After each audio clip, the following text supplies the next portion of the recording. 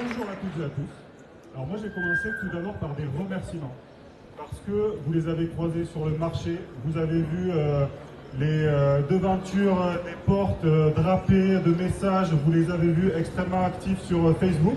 C'est un collectif citoyen qui n'avait pas d'expérience et qui a réussi à faire quelque chose qui nous paraissait peut-être presque impossible, c'est réunir près de 1500 personnes pour une manifestation contre ce maintien de la piste secondaire, et j'aimerais qu'on les applaudisse extrêmement fort.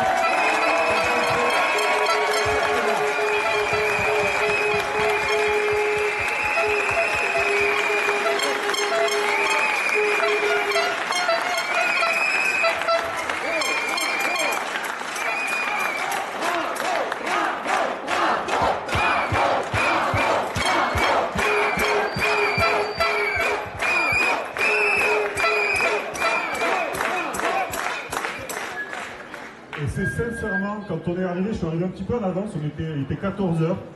Et puis au fur et à mesure, on a vu du monde arriver, on ne savait même plus combien de personnes étaient là. Et puis on s'est retourné sur l'endroit où vous êtes en décharge et on a vu cette file interminable qui glissait. Donc vraiment, c'est un grand merci, parce que ça nous aide aussi beaucoup dans nos combats que nous portons pour défendre votre voix, les intérêts des habitants des communes qui sont aujourd'hui impactées.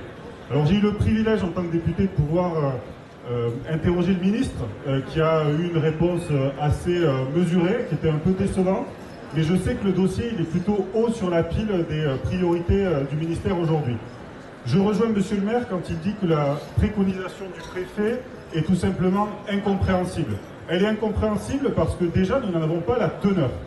On ne sait pas qu'est-ce qui a permis de dire au préfet que la suppression de la piste secondaire n'était pas l'évidence. On a 18 avis qui ont été aujourd'hui rassemblés, mais on ne sait pas de quelle nature ils sont, qu'est-ce qu'ils disent, qui les porte.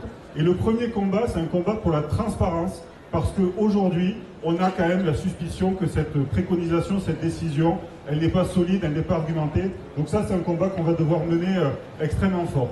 Le deuxième combat, c'est en effet...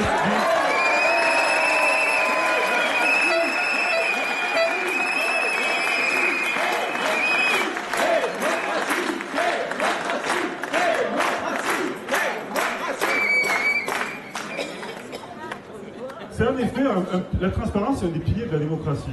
Et moi, je suis prêt à débattre avec monsieur le préfet, je crois que monsieur le maire est également tout à fait disposé à le faire, sur les arguments qu'ils ont avancés.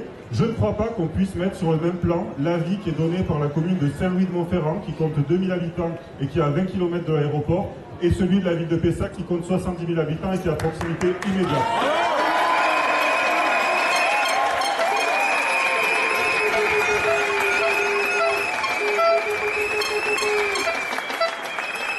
Le deuxième combat, et je vous rejoins totalement, c'est celui de la justice.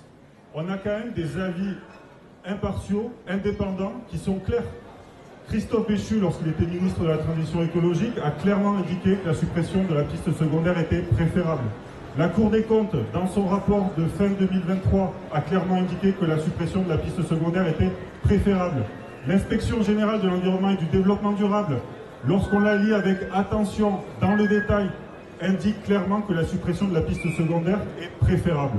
Les coûts financiers, le nombre de personnes impactées, tout indique que la suppression de la piste secondaire est aujourd'hui préférable.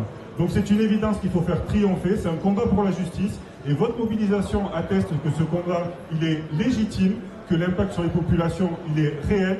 Donc aujourd'hui, c'est une étape importante qui est franchie. Nous allons devoir continuer à mener ce combat auprès du ministre des Transports qui sera décisionnaire. On va devoir aussi continuer à mener le combat pour la transparence auprès de monsieur le préfet. En tout cas, je crois que vous pouvez compter sur notre mobilisation à tous, sous l'aiguillonnage du collectif et de tous les habitants de Pessac, Talence, Martignas, Cestas, Mérignac qui sont mobilisés aujourd'hui. Et j'espère qu'on n'aura pas à refaire une autre mobilisation qui réunira, j'en suis certain, 2 fois plus de monde pour faire entendre notre voix. Donc un grand merci et merci à vous.